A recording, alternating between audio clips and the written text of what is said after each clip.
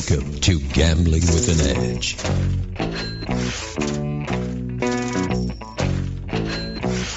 And now, here are Bob and Richard.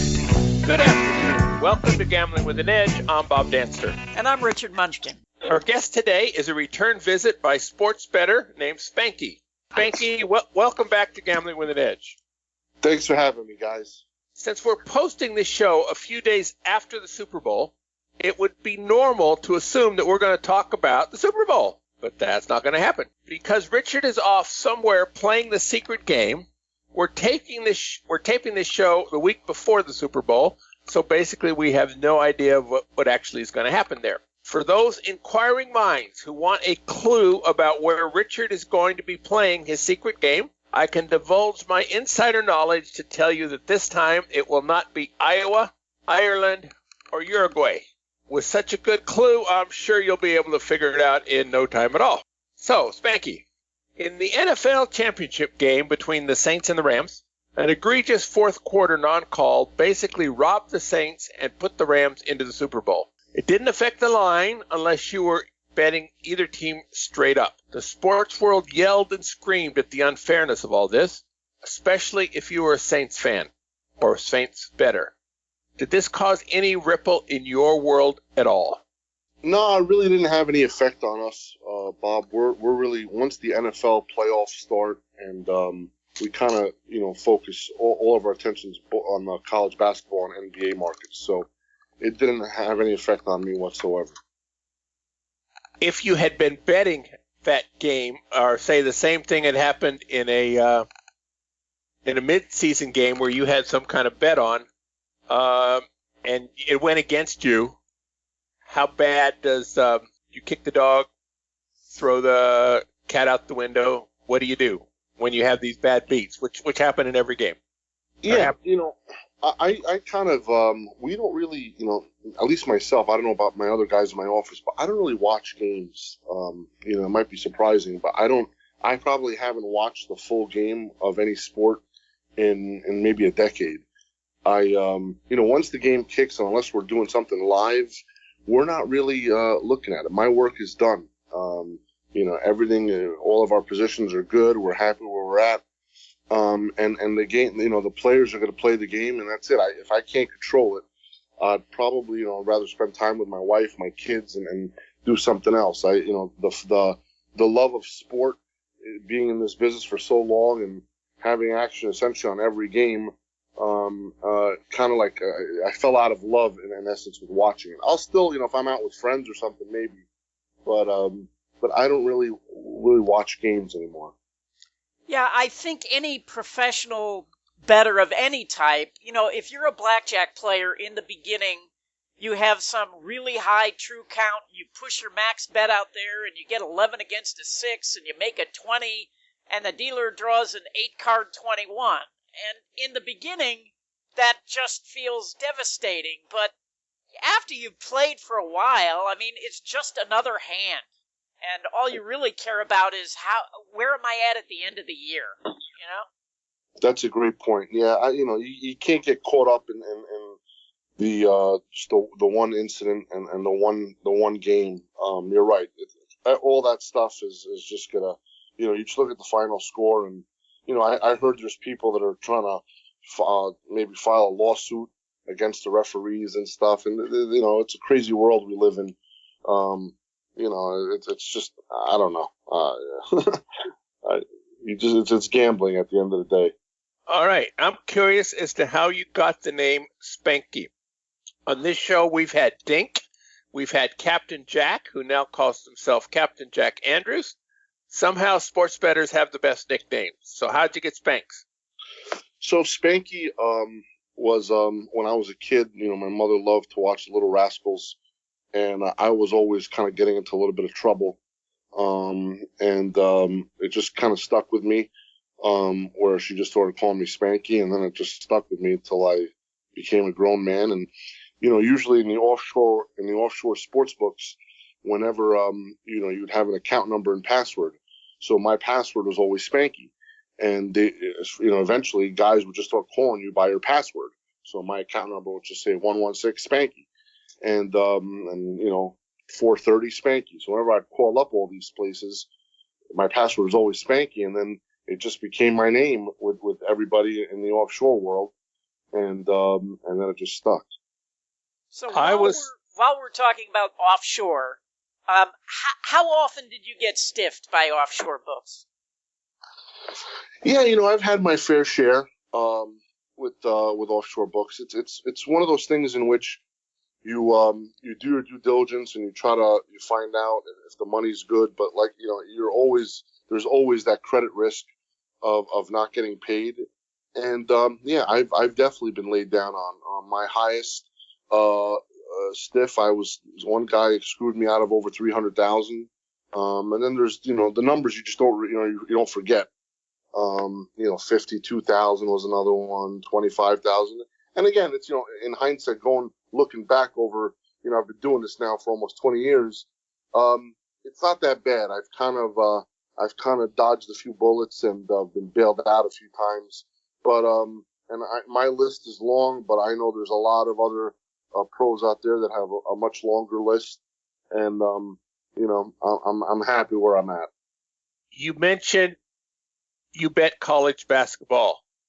In another month or so, there's going to be March Madness. Is that an opportunity for you or something you avoid? No, March Madness is kind of like a lot of March Madness. We get into non-conference play now, so it's kind of like you kind of get a little bit of an edge of November where there's different teams playing from different conferences.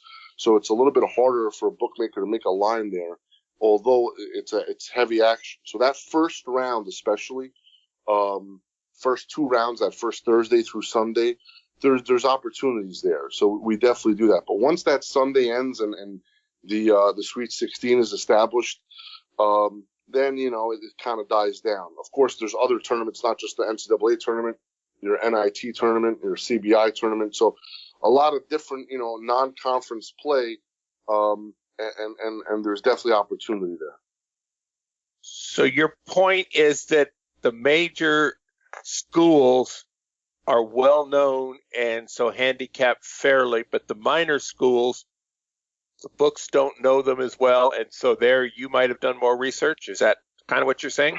Yeah, absolutely. But also when the minor schools kind of play the minor schools, it's one thing. But when it's hard, because usually like if you look at a college basketball slate right now, the point spreads are more or less everything's less than 20, more or less. Once you get into the tournament, you're going to have point spreads higher than 20.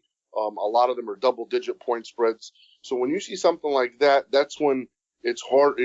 There's edge there because it's hard to calibrate an established school with a non-established school and know how they match up together. So I think there's definitely opportunities there to exploit. Okay. Have you ever entered handicapping contests? No, in the offshore world, obviously none of those I believe them to be true, so I would never enter that. I know there's several in Las Vegas. There was just a recent one from DraftKings. They wouldn't let me enter it because they kicked me out of that place. But my buddy entered it, Moneyline Mike, otherwise known as Chinese Mike, and he finished 6th in that, so that was good for him. And but I've never really, I know there's the Hilton one, the Super Contest, and there's a couple of other ones. I haven't really dabbled in that. I'm we're caught up in the day-to-day thing, and so a contest is just I guess it's something maybe we could explore in the future. I just never got around to it. I know there's proxy servers, I guess, even if you don't live in Nevada, where you can actually have someone put in your selections every week or whatnot for the football contests.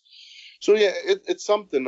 I just never got into it, but I think there's definitely, and I think they're going to be popping up more and more now with the regulation getting nationwide. So I think there's opportunity there. I know that DraftKings one, there was a huge overlay. I don't know if we're going to be seeing that ever again, but yeah, there's I think the opportunities are there, and it's a completely different strategy with these contests than your day-to-day sports betting. A contest strategy is like a tournament strategy when you're entering a casino tournament game versus if you're playing the game regularly, for completely different things to do and different techniques to employ. What did you mean when you said the offshore contests are not true? What did you mean? So for example, there was a contest. It was a sports book by the name of SBG Global a long time ago, and they used to have a March Madness contest. I remember they'd give 100,000 out, but every player would make their selections or whatever, and whoever had the most points in a bracket would win. But obviously, these things are, they would never publish every other player's bracket. You wouldn't know really where you stood, and I guess, I never won one. But if you did win one, how would you know? If you lost, how would you know somebody else beat you? Nothing was public knowledge in the offshore world. Frankly speaking, I think that if they were going to give the 100,000 out, they'd probably give it to their biggest whale that lost millions already, and make him happy and say, "Hey, congratulations, you won the contest." And it was there was no publishing of all these picks, and there was no full transparency of where everyone stood in the offshore world. It's just completely unregulated. So I wouldn't really trust these contests. I see. What percentage of your betting is against the opening lines? Okay, so there's a thing to be said. The earlier you bet, usually if you're betting opening numbers, you're probably going to get the best number, but you're going to get the least amount down. The longer you wait, you're going to be betting into a worse number, but you're going to be getting more down. So there's a fine line here between trying to walk that tightrope and manage getting as much down and getting the best number possible. And we don't really like to, bet overnights because, betting overnights, you're not getting that much down. There's not many sports books that are going to hang up overnight lines. But that being said, we will bet early in the morning. So where there's a lot of sports books would hang up their numbers, historically 11 a.m. Eastern was time when everybody would just, that's when the floodgates would open. Bet Chris or Bookmaker, they would increase their limits at 10:30 a.m. Eastern. And that's when, a Grande would open up at 11 a.m. Eastern. So that's kind of when, it was all fair game. A lot of the offshore sites would take the circles off the games, and then you would be able to get full limits then. So most of the stuff we're doing is early morning. The overnights, not so much. Now, that's different in football. In football, most of the stuff, college football, is going to be early week. So, we're betting stuff, Sunday night might be a little bit aggressive, but maybe Monday, Tuesday, we're getting our positions in for Saturday. So you're not really betting the true opener, but you're trying to bet it as early as possible to get the most down. All right. Now we'll shift it to the closing line. What percentage of the time do you think you beat the closing line? Yeah, we beat the closing line, way more often than not. I wouldn't, I'd probably say 4 out of 5 times we're going to beat the closing line, and out of those 4 out of times, maybe 3 out of those 4, we're crushing the closing line. That's a very, a lot of beating the closing line. If you assume that we're in an efficient market and the closing line is the true line, and that's a different thing. There's a little bit to be said about that. Especially in smaller markets. But if you assume that the closing line is a true market line, if you beat the true market line, then you're going to win long-term betting sports. So it's a good gauge, especially initially if someone's coming up in the business, and we still use it. Beating the closing line is an important factor for us, and it's a gauge on how much an edge you have and against the market line. So it's very important for us to beat that closing number. Well, in football, with a minus 110, you can break even if you are beating the open or beating the closing line 55% of the time, whatever the number is. Did you just say you're beating it 80% of the time? No. Okay. So when you're saying you're beating in football, you're in order to break even laying 110, 52.38%, you have to have winners. That's your win percentage to break even. We're beating the closing line 80% of the time, but that doesn't mean we have 80% winners. that that's it's impossible to hit that type of percentage. But beating the closing number, we try to have that, which is when that's positive EV. We like to have positive expected value going in to every game that we have that we bet. So beating the closing line means that if it was -6, you had your money down at -5, then you beat the closing line. Exactly. Aha.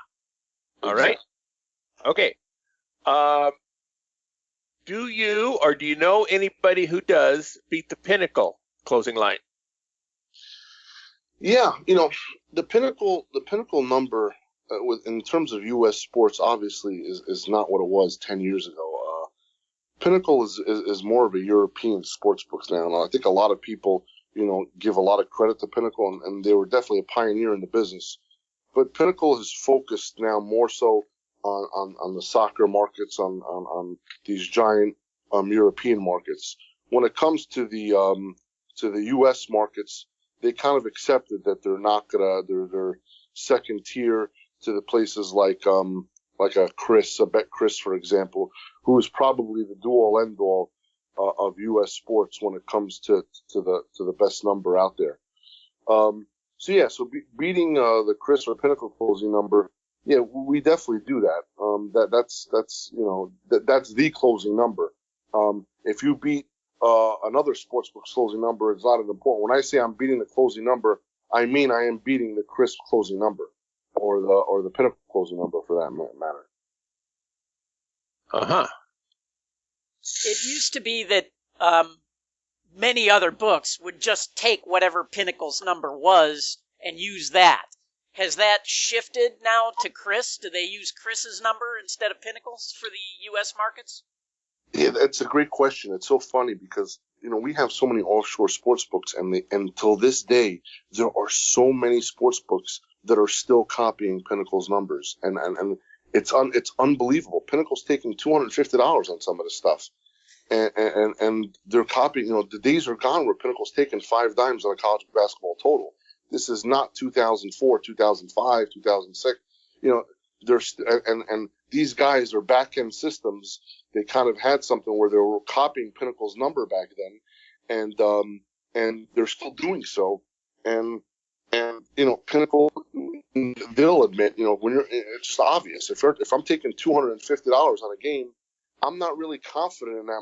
They're probably not going to be able to beat that market. It's just a concession for their players. They're not really that's not their main focus here. Whereas an EPL game, English Premier League or something, where they're taking 50,000, 100,000, this is what their main thing is.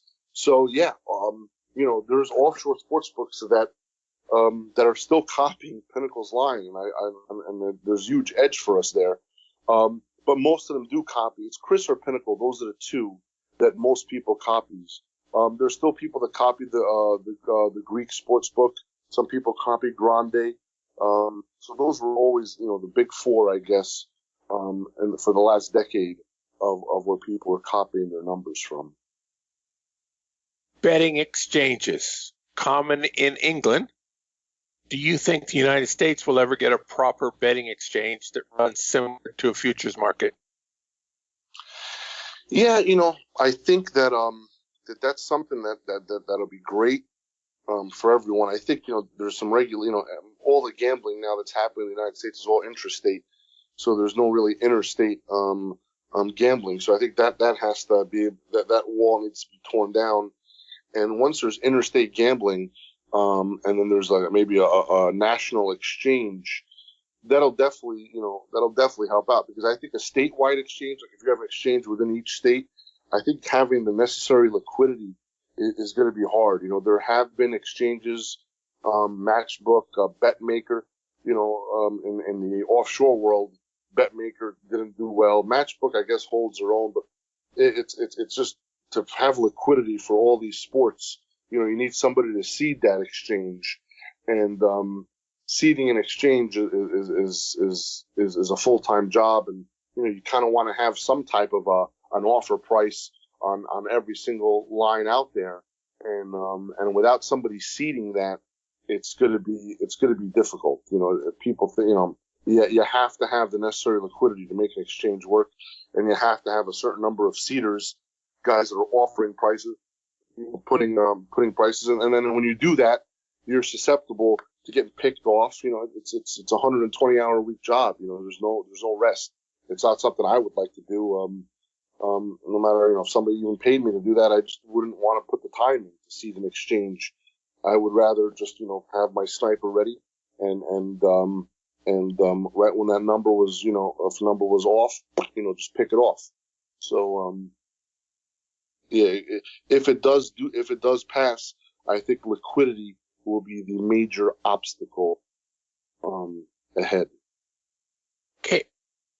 One of our listeners wrote in wanting to know if there's one sport that's easier to win than the others. Yeah, I think that there's an inverse correlation between bet limit and beatability, I guess I should say, or vulnerability.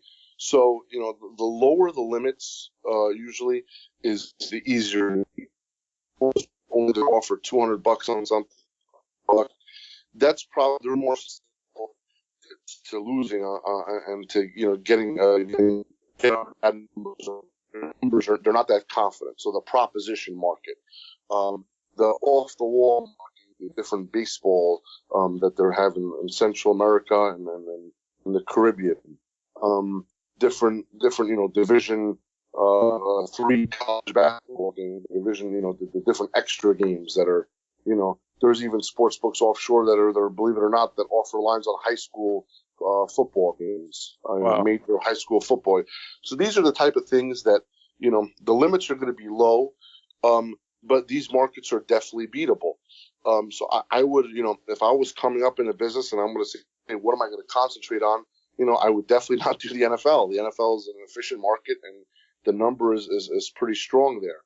And if you get down a ton on the NFL.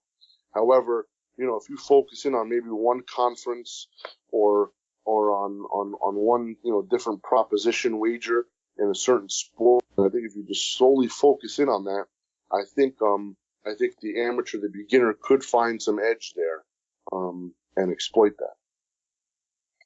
Now you've talked about your teammates. What kind of division of duties are on the team? Do you have a particular specialty? Are you the jack of all trades, or what? What can you tell us? Yeah, the jack of all trades, the master of none, as they say, right? So I built my business, and I'm able to essentially do everything on my team. So my team, you have your traders, the guys that are betting. That are just betting and getting positions and, kind of like day trading, essentially. We're just day trading the sports markets. I have my quants that are making numbers for us, that are working in the back end, that provide us with a set of numbers that my traders will use and to determine if we want to get on or off a position. Then, Chinese Mike, he does the accounting work. So, there's handling all the accounting that has to do with it and handling betting partners. My business is based on betting partners. The days are gone where I can, the post-up days are gone. So I can't go in and try to sign up with a sports book, or I can't, say, hey, I'm Spanky, can I have a sportsbook account? I can't do that because nobody's going to want to book my action. Very few guys are going to book my action. So I rely on betting partners to be able to get me accounts, and then we would be able, and they would pose as the player. Of course, I would be the ones pulling the strings in the back end, putting all my bets in, and then we would be able to share the profits that way. So I'm able to meet all these betting partners and to try to recruit new betting partners to try to get accounts for me to play into. So that's a big part of the business. And of course, another part is the technology.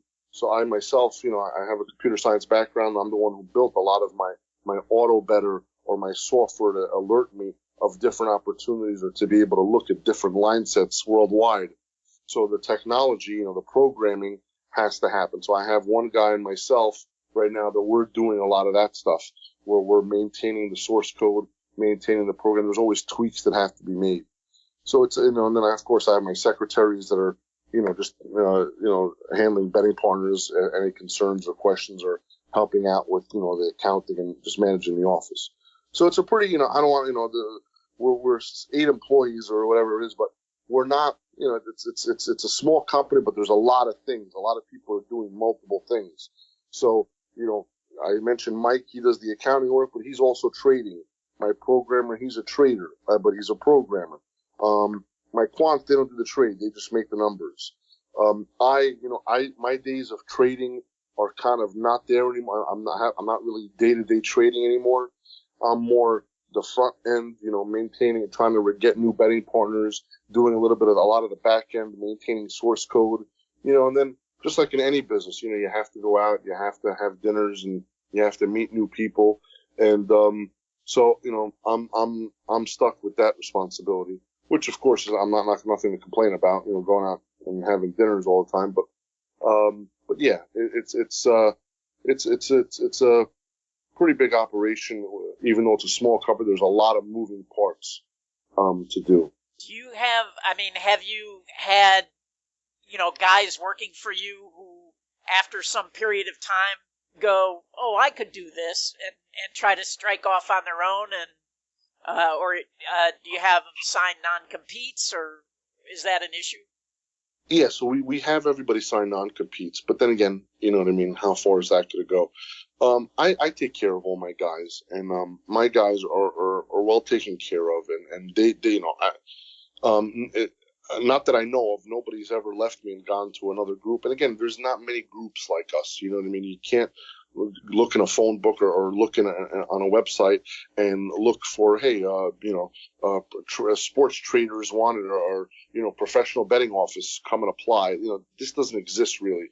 Maybe it might show up a little bit more often now, but these things, we're a very unique company. There's not many of us, and the few that are out there, I know of all of them. So I know of them, and I work with them. We're not, even though we're competitors, we kind of I'll work together with other betting groups out there, sharing information, helping each other out. We're not, just because we're competitors doesn't mean we can't help each other out. It's a small industry. It's an unregulated business, especially with the offshore world. So you kind of want to be able to, you have to keep each other in check, help everybody out, and I take care of my guys. So nobody's ever left me, or at least that I know of, that has gone to a competing group, because that competing group, I have such good relationships with them that they would tell me, hey, listen, this guy, is trying to reach out and trying to come to me to try to, and then once I found that out, he'd be blackballed, you wouldn't be able to, get into it. It's an industry that you just can't walk into. It kind of, your reputation in this business is everything. So, Tommy Highland, blackjack player, talked about getting people for his team, and for him it was a lot more about relationship than it was about whether or not you knew blackjack coming in. When you're looking for a partner in your business, how much is about relationship, and how much is them knowing about sports betting? When you say a partner, are you talking about a betting partner, or someone that's going to be working in my office trading? Somebody's going to be getting the money down with you as behind him. I thought that's what you called a partner. Yeah, a betting partner. So a betting partner doesn't, they just give me accounts. I'm the one who's doing the betting. Of course, if I win, they're going to have to pay me my winnings. If I lose, we have like 50-50 splits or whatever it is, 60, whatever it is. So yeah, so a betting partners, they don't have to know anything about sports. Betting partners just give me accounts. Now I have to trust the betting partner will pay me. Again, we're an unregulated market here, so the betting partner has to pay me my winnings if I win. If he doesn't, then there's nothing I could do really.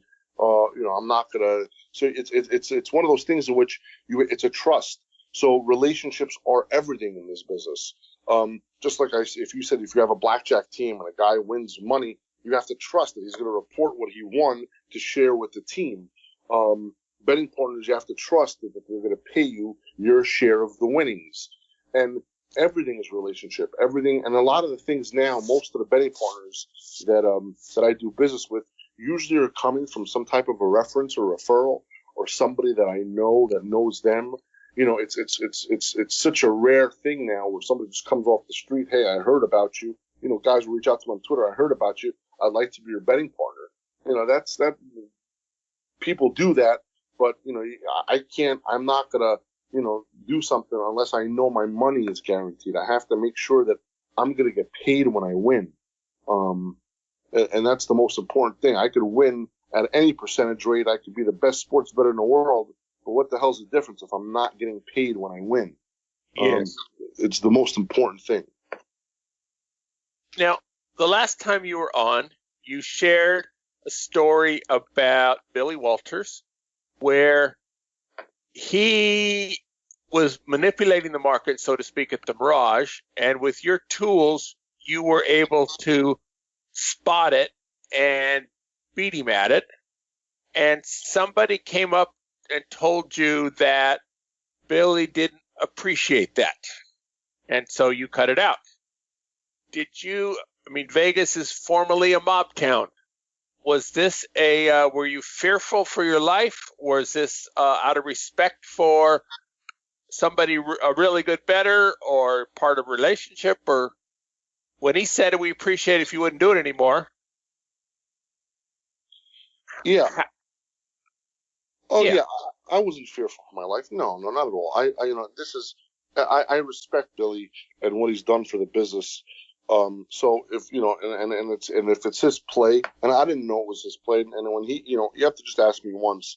Listen, in this business you got to be a gentleman. And if somebody comes to me and says, "Listen, I appreciate you don't do this," I'm a gentleman, of course. I'm not gonna, of course, as I was coming up, if I'm a young and aggressive guy, hell with you. I'm trying to figure out whose dick is bigger. No, I'm not doing that. You got to be a gentleman more than anything. And if somebody asks you something, you respect their wishes and you move on. There's plenty of money to be made. There's plenty of opportunities out there. So being a gentleman, it trumps everything. It's not always about the bottom line. It's not always about maximizing your pockets here. It's about maintaining your reputation and doing the right thing. Because I'm sure if I was in that situation, if I made the call to somebody else, I would expect, given that I've been in this business now for so long, and if somebody was a new and up and coming guy or somebody, I would expect that he would do the same thing to me, and respect me. So you just have to kind of respect your elders, respect the people that have come before you that have paved the way in this business, for you to be able to do what you do. All right, we're talking to Spanky. We're going to take a brief commercial break. We'll be right back. The South Point has more than 10,000 games, returning more than 99%. This is more than anyone else has. In February, the monthly promotion is the $600,000 Crazy Cupid's Money Madness, where simultaneously there will be two casino-wide progressives going. The bigger one must hit between $10,000 and $25,000, and anyone playing when it goes off without being the actual winner gets $25 in free play. The smaller one must hit between $1,000 and $2,500 and will hit approximately 3 times a day. Any machine, anytime, so long as your player's card is inserted and you have played at least $1 in the previous 60 seconds. The free video poker class next Tuesday, February 12th, will be Double Bonus Ultimate X. Ultimate X requires 10 coins per line and returns 5 coins per line times the multiplier, which ranges from no multiplier at all, which is actually a 1x multiplier, up to 12x. The quarter triple play game at the South Point requires $7.50 per play and returns a little more than 99.7%, meaning that with the 0.3 slot club, it's an even money bet 24/7, plus whatever promotion's going on. The game is high volatility and a lot of fun. At videopoker.com, it's the best place to play lots of games. If you sign up for the gold membership, $8.95 a month or $79.95 a year, this allows you to get correction on most of the games. The game of the week is Super Triple Play Jackpots. It's a game for those who wish to gamble. It requires 7 coins per line. The first coin bumps up all the values for all the 4 of a kinds. The second coin provides you with a wheel spin whenever you end up with a 4 of a kind. Since these quads only come around about once every 420 hands or so, it's a heaven or hell experience. If you don't get many quads today, you will not like this game. If you do, you will.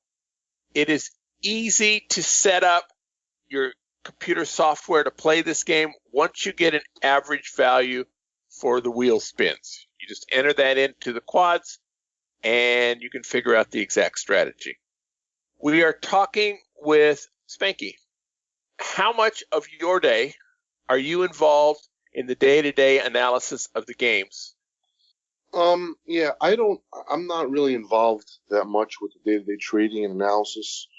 You know, you kind of, we're at a level now, or I'm at the level where I kind of surround myself with people that are smarter than me, and have those guys kind of help steer the ship, so to speak.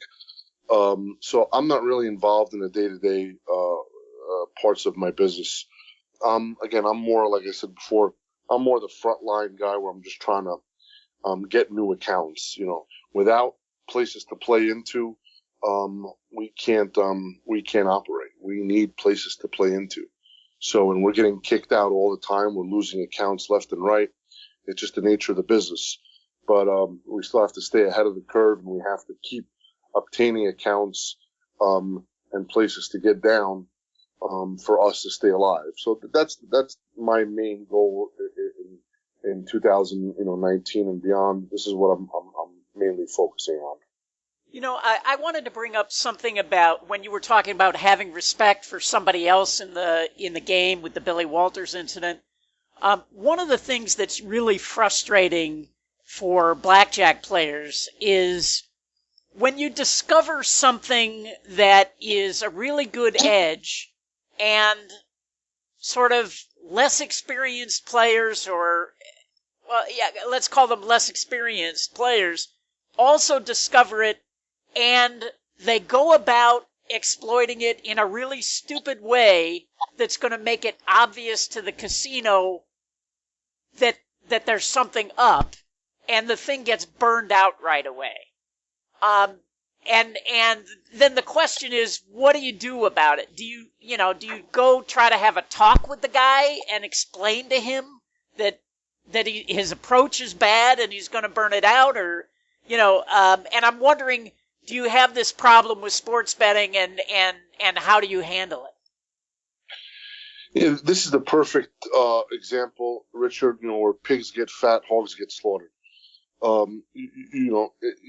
A lot of guys out there, you have to be able to finesse a market. So if guys that have the edge, this is one of those things in which if you're betting overnight games, and if you're betting games that are overnight, so you're getting the best line, but essentially you ruin the market for a lot of people. So like if I know somebody's betting an overnight, and if I'm matching with the overnight moves, I would love to just find a way to get this guy and say, listen, whatever your overnight thing is, just partner up with me. I'll make sure whatever you were betting, your $1,000-$2,000 overnight line, don't worry about it. You know what I mean? We'll take care of that. Just stop ruining the market that early. So you want to be able to, you want to have your hand on the pulse and control everything, but you just can't. Guys are going to just always do what they're going to do for them. And without being aware of the opportunities out there, that, hey, you know what, it's probably not, and if you maybe researched and looked around, then it's hard for other bettors to communicate with other bettors. A lot of guys are just, smart guys that have a limited bankroll that just want to be able to exploit whatever they have and not worry about the industry as a whole. And there's no really communication. Like, we can't really reach out to each other. So it's hard. I wish there was some type of a communication, or some, a way to communicate with each other. But yeah, I 100% agree. It's very frustrating when something like this happens, and it's gotten worse and worse. Like, now a lot of the markets are just moving earlier and earlier. It used to be 11 a.m. Eastern. Then a few years ago it got to 10 a.m. Eastern. Now we're talking 9 a.m., 8 a.m. Eastern. It's like it's getting earlier and earlier. So the early bird catches the worm.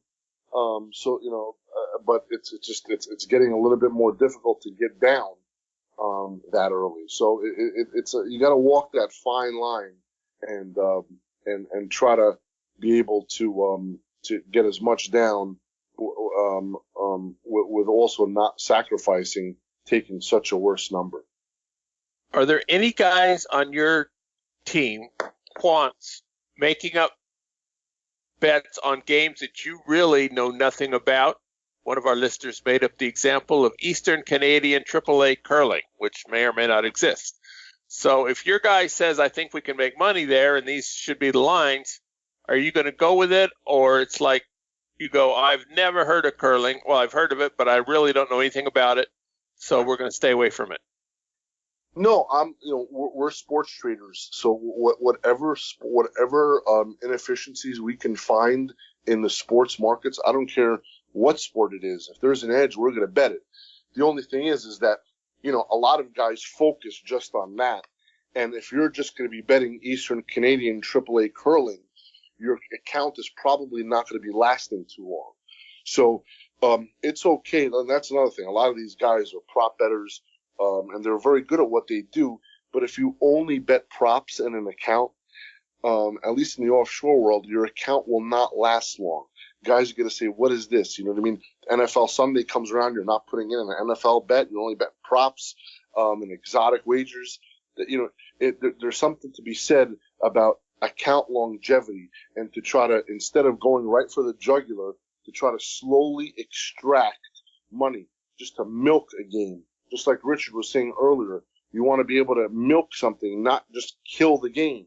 Just kill it. I would rather make $1,000 a week off a given account for an entire year than make $5,000 the first week and then get cut off.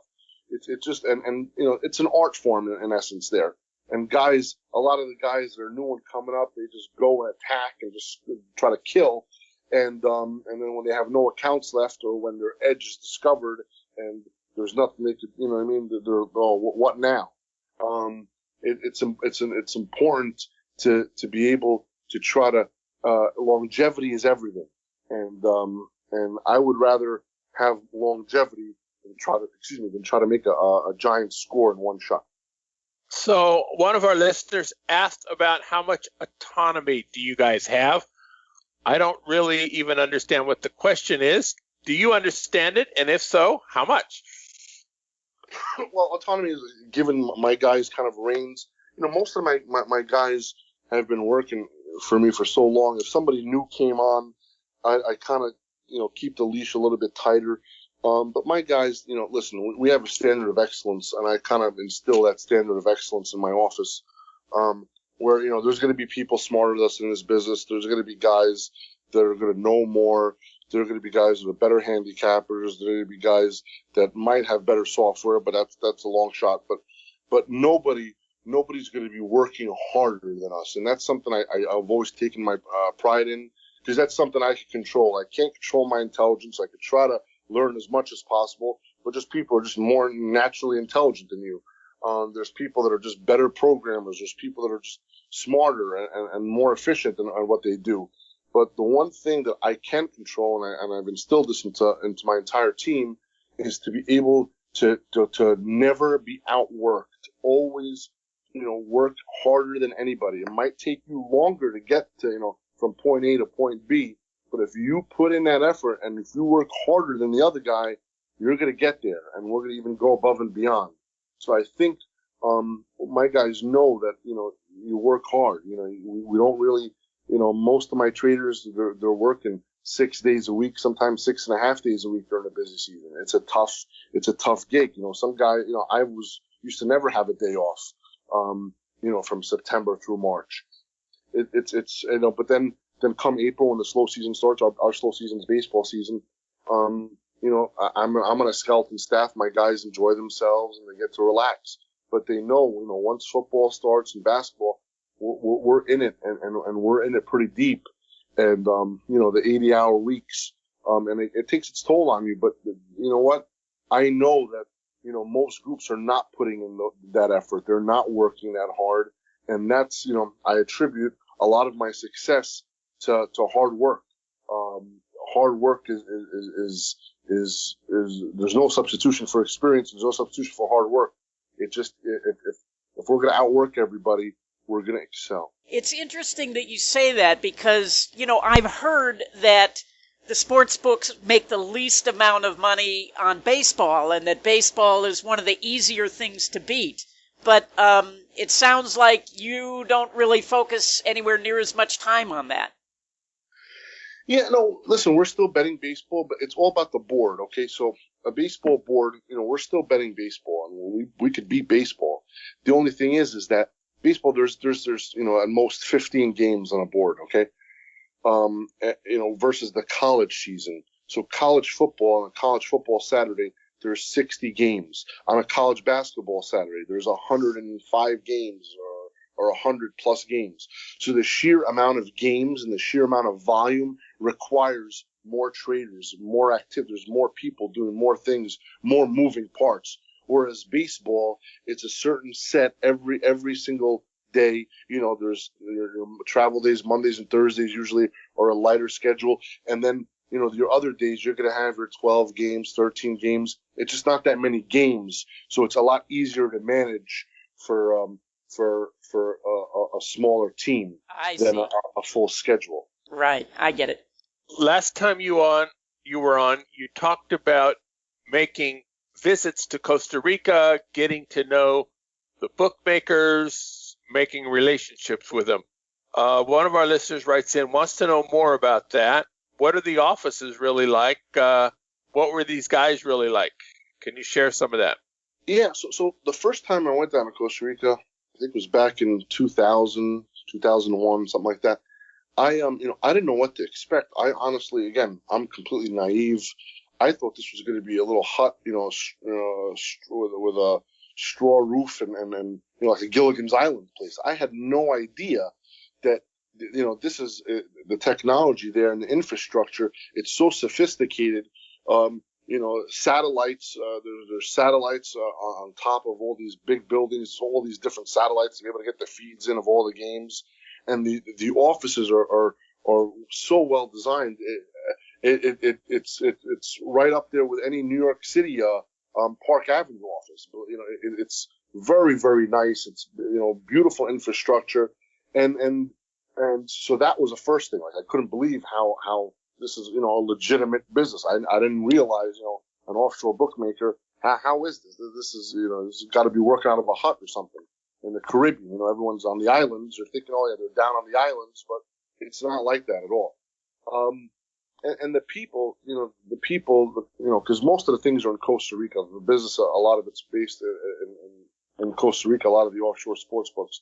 And the people, the Costa Ricans are very nice people. They're very friendly people, good people, and all the bookmakers down there, they're just good people. You know what I mean? And again, a lot of these, offshore sports books are technically they're breaking U.S. law by catering, by booking U.S. customers. But, from what I've seen, again, you know what I mean? Just because they're labeled a criminal doesn't really make them a bad person. Morally, I think they're doing nothing wrong. And these guys are some of the best people I've ever met. They're completely, 100% honorable. Everything that they do is they always pay their customers. Again, the best of the best I'm talking about. Guys do the right thing. So, and they go out of their way to do the right thing. Like, the major players down there are just such good guys. And, I wouldn't trade my friendships with these guys for anything. Of course you have your bad apples, of course. There are scammers down there and there are bad, and I try to avoid those guys. You know what I mean? I try to steer clear from them. And all the sports books, a lot of the major operators, they all know each other down there. Just because they're competitors doesn't mean we all, they can't be friends. So everyone's friendly out there, and then everything's based on referrals. That's how kind of my reputation kind of went. I knew this guy befriended this guy. He kind of, said this, I know Spanky's good, you should give him a shot. And that's how my credit increased. That's how my reputation increased. And that's how I got to where I'm at now, by befriending a lot of these guys. Just because they're my bookmaker, doesn't mean that we have to have an adversarial relationship where, even though I'm trying to take their money, they're trying to take mine. You don't look at it that way. You look at it as they're trying to manage their books accordingly and make their business profitable. And I'm trying to do the same in essence, and I'm trying to, bet the right way and make money at the end of the year. But just because I'm laying 110 and they're taking 110 doesn't mean we have to hate each other.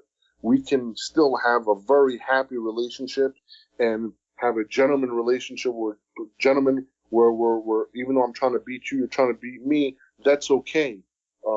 We're still very friendly at the end of the day. We're going to go out. We're going to have dinner. We're going to have drinks, and we're going to respect each other on each side of the counter. I'm going to respect what they do, and I just hope to earn the respect from them from what I do. During the last year, the guy from Five Dimes got kidnapped and murdered. Was that somebody you knew? And yeah, that's a crazy story. I can't. I still am in shock and awe on that. I knew him. And a lot of he was a very honorable guy. He was the kind of they call him Tony from Five Dimes. He was he stopped booking me back in probably 2003 directly. But I've had several beards go into him, sign up with accounts, and we've beat him out of a lot of money, and he's paid every single time. So, he's a little bit of an arrogant guy, cocky guy, but you know what? He's a smart guy. You know what I mean? So a lot of the time, the smartest guys sometimes are a little bit cocky. So I felt bad hearing this story. You know what I mean? You don't want to hear that to your worst enemy, somebody getting kidnapped, getting taken away from their wife and everything. It sucks to hear something like that. I haven't heard much. I haven't been down to Costa Rica since that happened. So I don't really know many details, or nobody's really told me anything, but I'm pretty sure that, nobody's really heard anything. I know they made some arrests, in Europe, I think in Spain or something. And then I heard they made some arrests in Costa Rica. They don't know if he's still alive or not. They never found the body. I would hope he's still alive. They did. I thought they found the body. No, they found the body, but it wasn't him. It was somebody else. So they haven't found the body yet.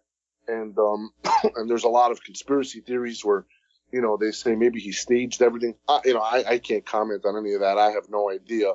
What I do know, though, is, listen, the guy, even though, he always paid.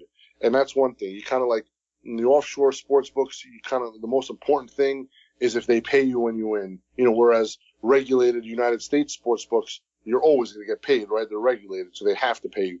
So the U.S. sports book should be held to a little bit of a higher standard with an offshore sports book. Offshore sports book, if you pay me, you know what? That's the best thing in the world. Everything else is just gravy. So, and he always paid. And I really don't have anything bad to say about the guy. All right, we have about 4 minutes left. One of our listeners has a question that could go longer, but please don't make it. It's, how do you make money betting sports without divulging too much? What is the secret recipe? How much is art? How much is science?